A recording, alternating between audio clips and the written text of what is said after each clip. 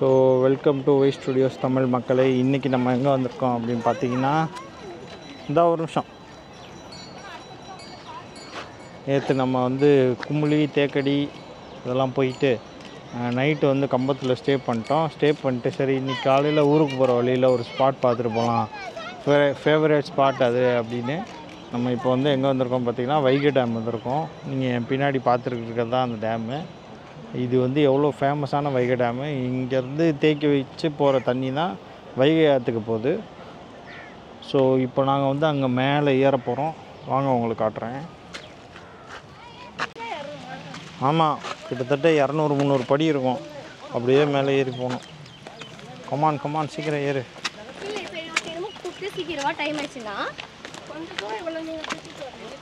வா தூக்கிட்டு வரேன்.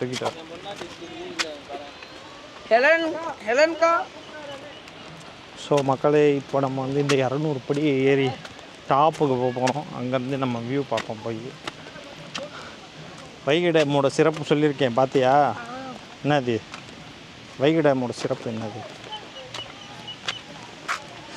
எந்த ஸ்கூலில் ஃபஸ்ட்டு டூர் கூட்டிகிட்டு போகிறதுனாலும் வைகை டேம் தான் கூப்பிட்டு வருவாங்க. அவன் தான் ஃபஸ்ட்டு டூர் இதுதான். இப்போ ஏறிடு எப்படியாவது ஏறிடு.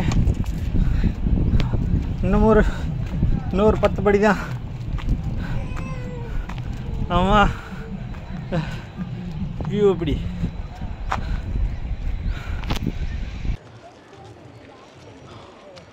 ஸோ மக்களே பாருங்கள், என் பின்னாடி இருக்கிறது தான் வைகை டேமு.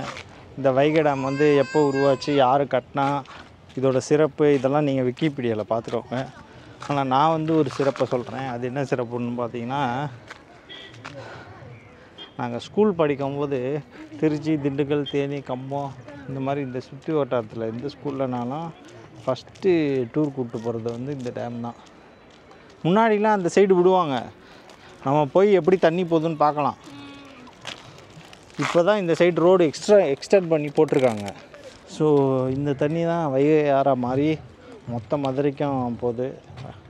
வைகை ஆறு இங்கேருந்து தான் ஆரம்பிக்குது அப்படி சொல்லலாம்.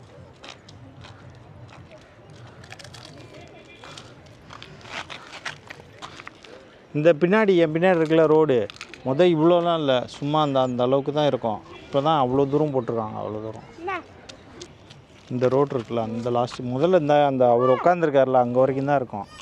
அவ்வளோ தூரம் ரொம்ப 2-3 கிலோமீட்டர்லாம் போகாது. இப்போ தான் ஃபுல்லாக ரோடு போட்டிருக்காங்க. So we are going to eat this.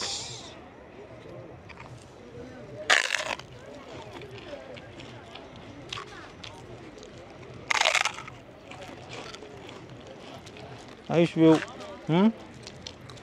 இந்த சைடு வியூ பாரு. ரிஷ்மி குட்டி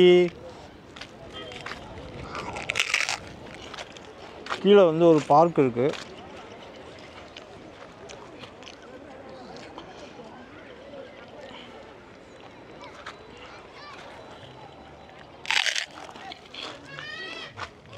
ஏய் இங்கே வா.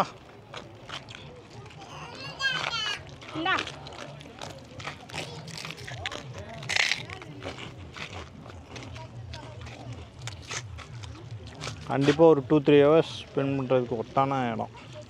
ஸோ நாங்கள் இந்த வைகை டேம் விளாக்ஸோட விளாக்ஸை முடிச்சுக்கிறோம். இதுக்கப்புறம் நாங்கள் வீட்டுக்கு போய் தூங்கிட்டு திருப்பி சென்னைக்கு ரிட்டர்ன் ஆக போகிறோம். பாய்.